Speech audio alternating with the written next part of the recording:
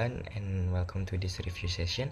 Today we are going to talk about a very interesting research article written by Novita Novianti from Universitas Pendidikan Indonesia, aka UP. The title of her work is English Literature, Teaching, and Indonesian Context. In this study, she explores how literature is taught in Indonesian universities. Uh, and she's find out many people thinks that literature is just a tool to help us learn English skills like grammar or vocabulary. However, this research focuses on teaching literature for its own sake as a special subject. The author wants to find out how lecturers choose their books, what problems they face in the classroom, and how they solve those problems. So, to start, we should understand what happened, or that studying a language is very connected to studying its literature, because its literature can help students understand different cultures, which is a bigger part of learning any language. Even though literature is very helpful for learning reading, writing, and also speaking. It is often not the main focus in Indonesian classroom.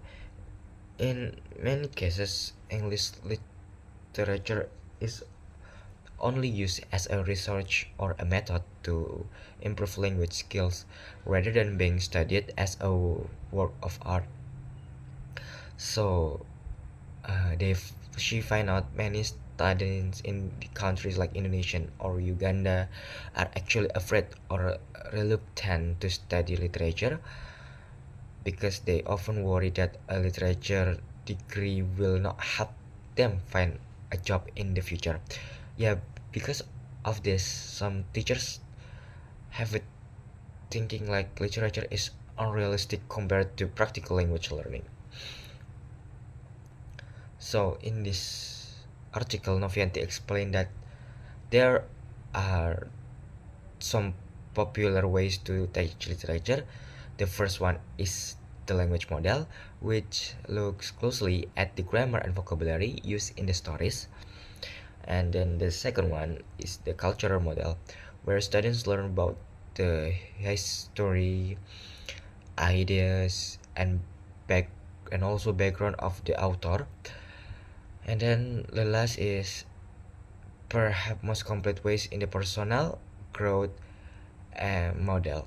This model combines both language and culture. It gives students the freedom to enjoy the beauty of the text and share their own opinions about the value in the story in Indonesia.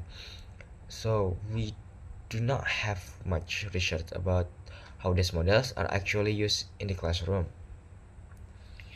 So, and then after that, to get how she get her data.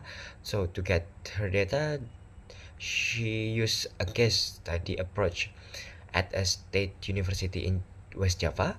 She observed three different classes for a whole year. So this include a freshman class called Foundation of Literature, and a sophomore class called Exploring Fiction, and the last but not least is junior class called Literary Theories. And then she also interviewed three lecturers and look at their lesson plans, which we call syllabi. This helped her see the real situation in the classroom rather than just reading the theories. Okay, next is one of the most difficult tasks for a lecturer is she think is the choosing the right book for their students, because the student found that a student's English level is the most important things to consider. Because of this, lecturers usually avoid very long books like thick novels. Instead, they choose short stories, poems, or shorter book called novellas. So basically, uh, they also try to avoid very old classic books like those by Shakespeare or Charles Dickens if the language is too difficult to understand. If the words are too hard, students might lose their motivation to read. But interestingly, one lecturer used a graphic novel of Shakespeare's Macbeth or Macbeth, because I don't know how to pronounce it, because it was easier and more fun for the student. They also try to include stories from different cultures and female authors to show that English literature is very diverse. The research found three main problems in Indonesia literature classes. So, for the first problem is reading habits, because most of all students are not used to reading books for fun, even in Indonesian. So this means they often comes to class without the reading the assigned chapter. And then for the second problem is English proficiency. In one class, there is often a huge gap between students who are very good at English and those who are still struggling with their English. So this is causes the more fluent students to dominate all the discussions in the class. And then the third as problem is resources, because good textbooks from other countries are very expensive and hard to find in Indonesia. So what is the solution of that? So to fix these problems, lecturers use some clever strategies uh, to improve reading habits. They use individual reading assignments.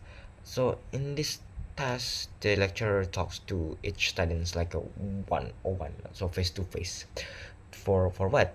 So yeah, for ask questions about the story. So this makes students feel responsible for understanding what they read, and to help with different English levels, they use reading groups. Yeah, they use reading groups. They put students with high and low levels together so they can help each other understanding the text. So finally, to solve the problem of expensive books, they use the internet. Yeah, internet is the solution, because most of old classic books are free online, and lecturer also use YouTube videos and also games to make the lessons more enjoyable.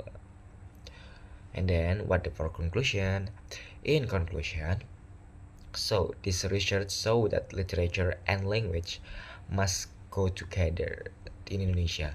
If we want students to enjoy literature, we must choose books that fit their language level and interests. And then the author also hopes that in the future, more researchers will study what students think about these classes to get a better understanding of the situation. Okay, I think that's all for me from this review. Thank you for listening this review, and I hope this helps you understand how English literature is being taught in our universities today.